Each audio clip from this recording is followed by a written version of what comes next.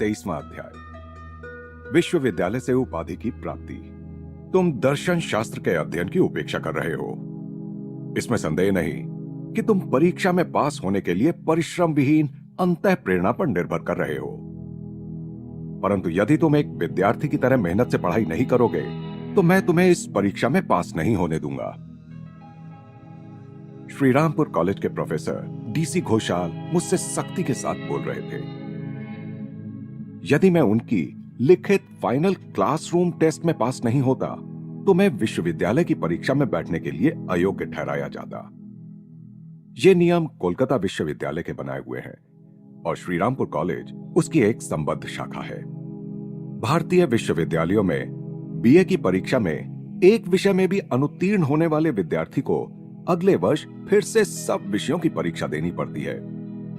Shrirampur college के मेरे प्राध्यापक साधारणतया मेरे साथ अच्छा ही बर्ताव करते थे, यद्यपि उसमें कुछ विनोद की झलक अवश्य होती थी। मुकुंद धर्म में कुछ ज्यादा ही बह गया है, इस प्रकार मेरा आकलन कर वे मुझे कक्षा में प्रश्नों के उत्तर देने की मुसीबत से कुशलतापूर्वक बचाते थे। उन्हें पूर्ण विश्वास था कि फाइनल लिखित टेस्ट मुझे बीए परीक्षार्थियों की सूची से हटाने का काम कर देगी।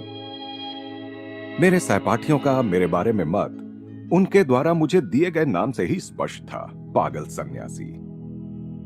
प्रोफेसर घोषाल की मुझे दर्शन शास्त्र में अनुत्तीर्ण करने की धमकी को विफल करने के लिए मैंने भी चालाकी की। जब फाइनल टेस्ट के परिणाम घोषित किए ही जाने वाले थे, तभी मैंने एक सहपाठी को अपने साथ प्रोफेसर के कक्ष में चलने के लिए कहा। मेरे साथ चलो, मुझे एक साक्षी चाहिए, मैंने अपने सहपाठी से कहा। यदि प्रोफेसर को अपनी चालाकी से मात देने में मैं सफल नहीं हुआ तो मुझे बड़ी निराशा होगी। जब मैंने पूछा कि मेरी उत्तर पत्रिका पर उन्होंने कितने अंक दिए हैं, तो प्रोफेसर घोषाल ने नकारार्थी सिर हिलाया। जो लोग पास हुए हैं उनमें तुम नहीं हो, उन्होंने विजयी मुद्रा के साथ कहा। उन्होंने अपनी मेज पर पड़े उत्तर पत्रिकाओं के गट्ठे में देखना शुरू किया। इसमें तुम्हारी उत्तर पत्रिका ही नहीं है, परीक्षा में ना बैठने के कारण तुम वैसे ही अनुत्तीर्ण हो गए हो। मैं हंसा। सर, मैं परीक्षा में बैठा था, क्या इस गट्ठे को मैं देख सकता हूं? प्रोफेसर ने असमंजस में पड़कर अनुमति दे दी। मैंने शीघ्र ही अपनी उत्तर पत्रिका ढूंढ निकाली, जिस पर मैंने अपने रोल नंबर के अतिरिक्त पहचान का कोई चिन्ह नहीं छोड़ा था।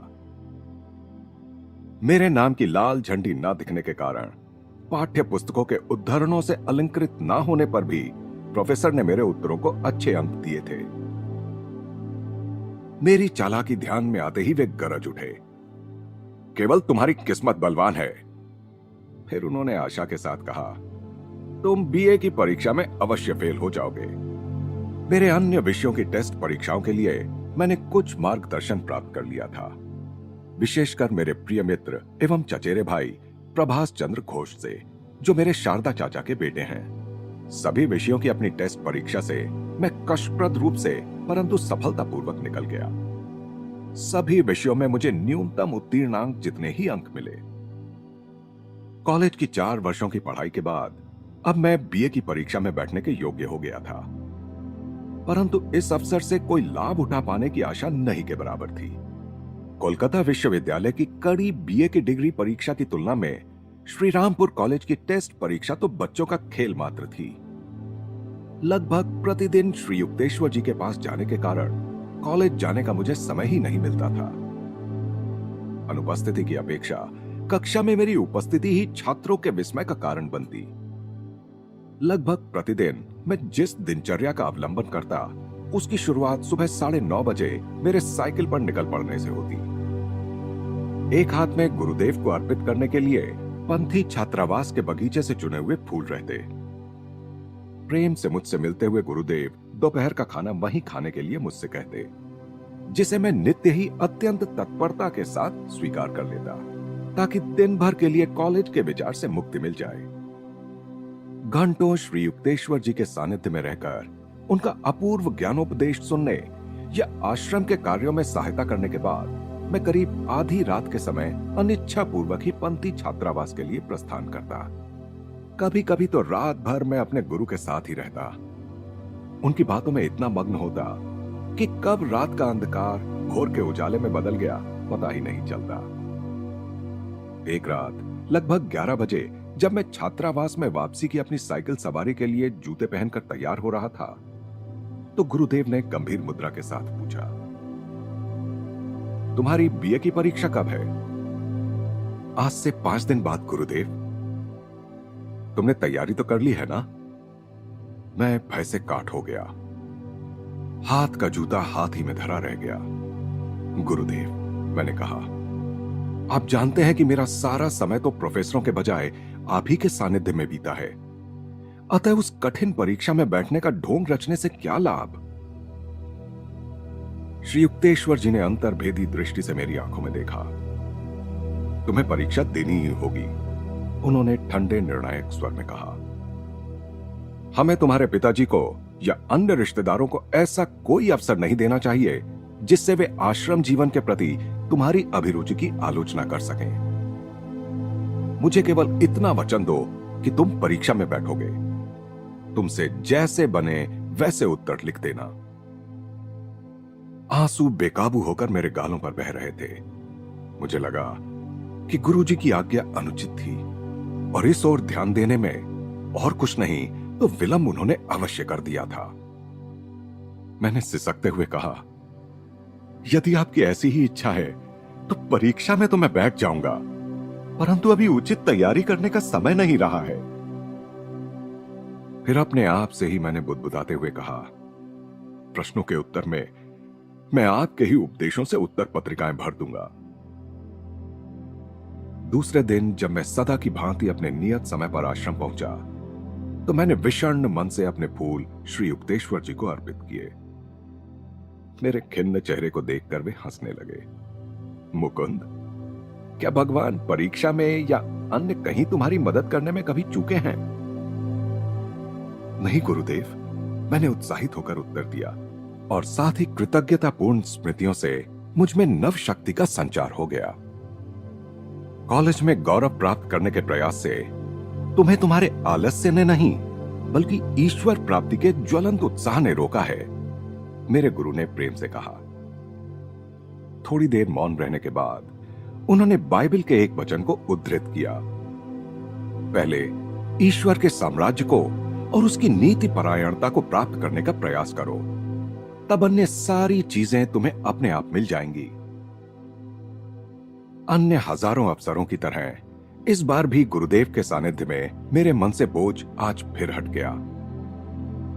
मध्याह्न भोजन रोज की अपेक्षा थोड़ा पहले खत्म करने के बाद उन्होंने मुझे पंथी लौट जाने की सलाह दी। तुम्हारा मित्र रमेश चंद्र दत्त क्या अब भी तुम्हारे छात्रावास में रहता है? जी गुरुदेव। उससे मिलो, प्रभु उसे तुम्हारी परीक्षा की तैयारी में सहायता करने की प्रेरणा देंगे। ठीक है गुरुदेव, परंतु रमेश इस समय अत्यंत व्यस्त है। उसने ऑनर्स ले रखा है और अन्य छात्रों की अपेक्षा उसका पाठ्यक्रम अधिक है। गुरुदेव ने मेरी शंकाओं की ओर कोई ध्यान नहीं दिया। तुम्हारे लिए रमेश समय निकाल लेगा, अब तुम जाओ। मैं साइकिल से पंथी वापस लौटा। छात्रावास के अहाते में पहुंचते ही जिस प्रथम व्यक्ति से मेरी भेंट हुई वह था मेधावी रमेश। झिझकते हुए किए गए मेरे अनुरोध को उसने ऐसी तत्परता के साथ स्वीकार किया जैसे उसके पास समय ही समय हो। अवश्य, मैं तुम्हारी सेवा में उपस्थित हूं। उस दिन और उसके बाद के प्रत्येक दिन उसने मुझे मेरे विभिन्न विषयों की परीक्षा के लिए तैयार करने में कई घंटे व्यतीत किए। एक दिन उसने मुझसे कहा, मुझे लगता है कि अंग्रेजी साहित्य की परीक्षा में अनेक प्रश्न चाइल्ड हेरल्ड द्वारा अपनी यात्रा के लिए अपनाए गए रास्ते से संबंधित होंगे। हमें तुरंत एक एटलस लाना चाहिए। मैं जल्दी जल्दी शारदा चाचा के घर गया और एक एटलस मांग लाया। रमेश ने यूरोप के नक्शे में उन सभी स्थानों पर चिन्ह लगा दिए जहां जहां बायरन का वह रूमानी यात्री गया था।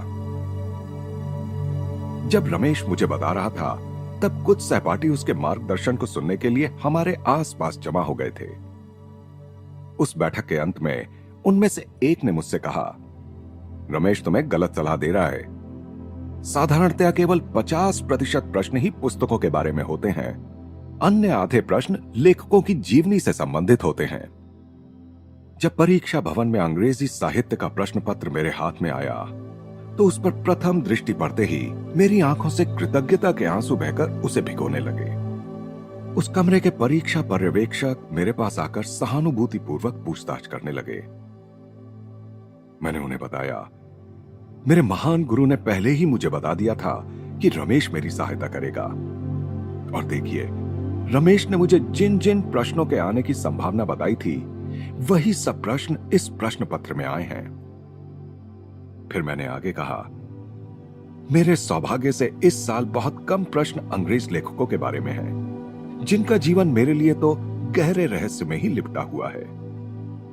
जब मैं परीक्षा देकर छात्रावास लौटा तो छात्रों ने मुझे देखकर जोर से हर्ष ध्वनि की। जो लड़के रमेश के मार्गदर्शन में विश्वास करने के कारण मेरा मजाक उड़ा रहे थे, वही जोर जोर से मेरा अभिनंदन करके मेरे कानों के पर्दे फाड़ रहे थे। परीक्षा के पूरे सप्ताह में मैं यथासंभव अधिक से अधिक समय रमेश के साथ ही बिताता रहा, जो मुझे प्रोफेसरों द्वारा प्रश्न पत्र में डाले जा सकने वाले संभाव्य प्रश्न बताता रहा। दिन प्रतिदिन प्रत्येक प्रश्न पत्र में रमेश के बताए हुए प्रश्न लगभग उसी के शब्दों में आते रहे।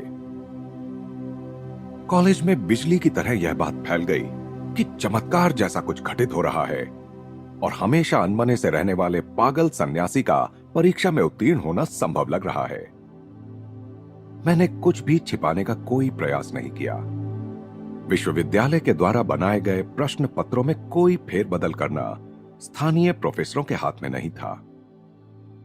एक दिन सुबह अंग्रेजी साहित्य की परीक्षा के विषय में सोचते हुए अचानक मेरे ध्यान में आया कि मैंने एक बड़ी भारी भूल कर दी थी। कुछ प्रश्न दो भागों में विभाजित किए गए थे, क या ख तथा ग या घ। प्रत्येक विभाग के एक प्रश्न का उत्तर लिखने के बजाय मैंने प्रथम विभाग के दोनों प्रश्नों के उत्तर लिख दिए थे और दूसरे विभाग को लापरवाही से पूर्णतः अनदेखा कर दिया था। उस परीक्षा में मुझे अधिक से अधिक 33 अंक मिल सकते थे। न्यूनतम उत्तीर्णांक 36 से 3 अंक कम। मैं सीधा गुरुदेव के पास पहुंच गया और उन्हें अपनी भूल बता दी। मैंने कहा, गुरुदेव, मैंने अक्षम्य भूल कर दी है। मैं रमेश के माध्यम से मिली ईश्वरीय कृपा के योग्य नहीं हूं। मैं बिल्कुल अपात्र हूं। मुस्कुराओ मुकुंद। श्री युक्तेश्वर जी के स्वर में चिंता का लवलेश भी नहीं था। उन्होंने नीले आकाश की ओर उंगली दिखाते हुए कहा, सूर्य चंद्र आकाश में अपने स्थानों की अदला बदली कर सकते हैं, परंतु तुम्हें विश्वविद्यालय की उपाधि मिलना नहीं रोक सकता। हिसाब करने से तो पास होना असंभव लग रहा था। तथापि मैं जब आश्रम से बाहर निकला तो मेरा मन काफी शांत हो गया था। एक दो बार मैंने सशंक मन से आकाश की ओर देखा। सूर्य अपनी प्रचलित कक्षा में ही सुस्थित लग रहे थे। जब मैं पंथी पहुंचा तो एक सहपाठी का स्वर मेरे कानों में पड़ा। मैंने अभी अभी सुना है कि इस वर्ष पहली बार अंग्रेजी साहित्य में उत्तीर्ण होने के लिए आवश्यक न्यूनतम उत्तीर्णांक को घटा दिया गया है। मैं इतनी तेजी से उस लड़के के कमरे में घुसा कि उसने घबराकर ऊपर देखा। मैंने अत्यंत उत्सुकता के साथ उससे पूछा। उसने हंसते हुए कहा, जटाधारी साधु महाराज, पढ़ाई लिखाई में अचानक इतनी उत्सुकता क्यों? अंतिम क्षण में रोने धोने से क्या लाभ? परंतु यह सच है कि उत्तीर्णांक को घटाकर 33 कर दिया गया है। खुशी के मारे उछलता कूदता मैं अपने कमरे में पहुंचा और जमीन पर घुटने टेककर अचूक गणितीय हिसाब के लिए अपने परम पिता की स्तुति करने लगा। प्रतिदिन रमेश के माध्यम से मेरा मार्गदर्शन करती एक आध्यात्मिक शक्ति की उपस्थिति के बोध से मैं रोमांचित हो उठता। बंगाली भाषा की परीक्षा के संबंध में एक उल्लेखनीय घटना हुई। एक दिन प्रातः जब मैं छात्रावास से निकलकर परीक्षा के लिए कॉलेज की ओर जाने लगा तो रमेश ने मुझे पुकारा। उसने मुझे बंगाली भाषा के विषय में कोई मार्गदर्शन नहीं दिया था। वहां रमेश तुम्हारे लिए चिल्ला रहा है, एक सहपाठी छात्र ने अधीर होकर कहा। अब वापस मत जाओ, वरना हम लोगों को परीक्षा के लिए देर हो जाएगी। उसकी बातों की ओर कोई ध्यान न देकर मैं छात्रावास भवन की ओर दौड़ पड़ा। रमेश ने कहा, हमारे बंगाली लड़के साधारणतया बंगाली भाषा में आसानी से पास हो जाते हैं, परंतु मेरे मन में अभी अभी ऐसी शंका उठी है कि इस वर्ष अपेक्षित पठन की पुस्तकों से प्रश्न पूछकर प्राध्यापकों ने विद्यार्थियों की बलि चढ़ाने की योजना बनाई है। उसने पर 19वीं शताब्दी के सुप्रसिद्ध बंगाली समाज सेवक विद्यासागर के जीवन की 2 कहानियां संक्षेप में बताई। रमेश का धन्यवाद कर मैं तुरंत साइकिल से कॉलेज पहुंचा। वहां मैंने देखा कि बंगाली के प्रश्न पत्र में 2 विभाग थे। पहले विभाग में लिखा था, विद्यासागर के समाज कार्य की 2 घटनाओं का वर्णन करो। जब मैं अभी अभी ज्ञात हुई कहानियों को उत्तर पत्रिका पर उतार रहा था, तो मन ही मन धन्यवाद करने लगा कि अंतिम क्षण में भी मैंने रमेश की पुकार का मान रखा था। विद्यासागर के कल्याण कार्यों, जिनमें अब एक मेरे प्रति भी हो गया था, से यदि मैं अनभिज्ञ रहता तो बंगाली भाषा में मैं उत्तीर्ण नहीं हो पाता। प्रश्न पत्र के दूसरे विभाग में लिखा था, बंगाली में उस व्यक्ति के जीवन पर निबंध लिखो जिससे तुम्हें सर्वाधिक प्रेरणा मिली हो। निबंध के लिए मैंने किसे चुना, इसके बारे में आपको बताने की कोई आवश्यकता नहीं। जब मैं पृष्ठ पर पृष्ठ अपने गुरु की प्रशंसा से भरता जा रहा था, तो अपने आप से बुदबुदाकर की हुई उस भविष्यवाणी को सच होते देख मेरे होठों पर मुस्कान आ गई। प्रश्नों के उत्तर में मैं आपके ही उपदेशों से उत्तर पत्रिकाएं भर दूंगा। दर्शन शास्त्र के मेरे पाठ्यक्रम के विषय में रमेश से कुछ पूछने की इच्छा मेरे मन में नहीं आई थी। श्री युक्तेश्वर जी के मार्गदर्शन में मिले दीर्घ प्रशिक्षण पर मुझे इतना भरोसा था कि पाठ्य पुस्तकों के विवरणों को मैंने कोई महत्व नहीं दिया। सब विषयों में मुझे सबसे अधिक अंक दर्शन शास्त्र में ही मिले। अन्य विषयों में मुझे केवल उत्तीर्ण होने के लिए आवश्यक अंक ही मिले। यहां यह बताते हुए मुझे अत्यंत हर्ष होता है कि मेरे निस्वार्थी मित्र रमेश को उसकी अपनी ऑनर्स की डिग्री उच्च अंकों के साथ मिली। मेरे स्नातक होने पर पिताजी की खुशी का ठिकाना ना रहा। उन्होंने स्वीकार किया, मुकुंद, तुम अपने गुरु के साथ इतना अधिक समय व्यतीत करते थे कि मुझे तुम्हारे उत्तीर्ण होने की कोई आशा नहीं थी। गुरुदेव ने मेरे पिताजी की अव्यक्त आलोचना को ठीक ही ताड़ लिया था। वर्षों से मेरे मन में संदेह बना हुआ था कि मैं अपने नाम के बाद बीए के अक्षर जुड़े कभी देख भी पाऊंगा। इस उपाधि का उल्लेख करते समय हमेशा ही मेरे मन में यह विचार आए बिना नहीं रहता कि मुझे यह ईश्वर की ओर से उपहार स्वरूप मिली है, जिसके पीछे कोई गूढ़ कारण है। कभी कभी मैं कॉलेज में पढ़े लोगों को ऐसा कहते सुनता हूं कि उन्हें अपने रट रट कर प्राप्त किए ज्ञान का बहुत अल्प अंशी उपाधि मिलने के बाद याद रह पाता है। उनकी इस स्वीकारोक्ति से मुझे अपनी निसंदिग्ध शैक्षणिक अपूर्णता के विषय में थोड़ी सी सांत्वना मिल जाती है। जून 1915 के जिस दिन मुझे कोलकाता विश्वविद्यालय की उपाधि मिली, उस दिन अपने गुरु के चरणों में सिर नवाकर मैंने उनके जीवन से अपने जीवन में प्रवाहित होने वाली सभी अनुकंपाओं के लिए उनके प्रति कृतज्ञता व्यक्त की। उठो मुकुंद, उन्होंने अत्यंत प्रेम के साथ कहा। बात केवल इतनी है कि प्रभु को सूर्य चंद्र के स्थानों की अदला बदली करने के बजाय तुम्हें स्नातक बना देना ज्यादा आसान लगा।